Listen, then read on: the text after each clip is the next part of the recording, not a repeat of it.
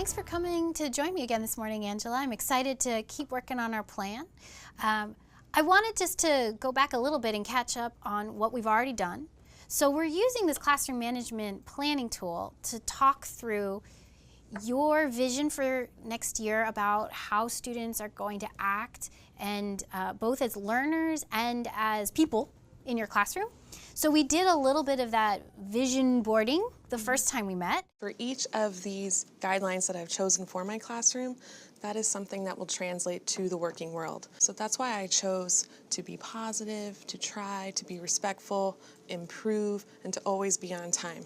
Sometimes they might be a minute late or maybe 2 minutes late, which is not acceptable, but there has to be a little wiggle room because I don't believe in just locking them out for being just a little late. Right. But I want them to be on time because in the real world, if you're late to work, you can get written up and potentially fired over time if it's a pattern. Right, that goes back to those underlying driving values that we've been talking about this whole time. It's not just about success in school, it's about success later in life. Correct. How could we set them up to be successful so that they're on time most of the time, if not all of the time? I was going to incorporate it as part of their grade, so what I was going to do is have a warm-up right at the bell and just set a timer. So if you have 4 minutes to do the warm-up, if you're 2 minutes late, well, now you only have 2 minutes to do the warm-up. So I think that's going to help catch a lot of the kids who care about their grades to encourage them to show up on time. You're always going to have 1 or 2 kids who tend to try to push the envelope, as they say, just a little bit.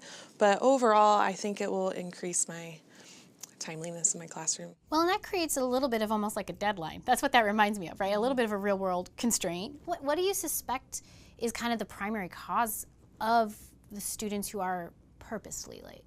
I think it's just typical teenagers. They would like to speak to their friends in the hall or maybe their significant other in the hallway, and they try to push it to the last second, not realizing that, oh, I still need to go all the way down to Miss Juby's classroom, and they don't incorporate that in their schedule because they don't think it's important. But if I make it important to them by having it affect their grades, I think it's going to help shorten that timeline.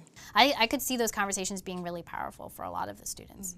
Oh, thank you. Okay, well, thanks so much, Angela. I'm excited to see how your guidelines work in action once back to school starts. Well, I'm looking forward to implementing these this year, and Yeah. definitely second year will be much better.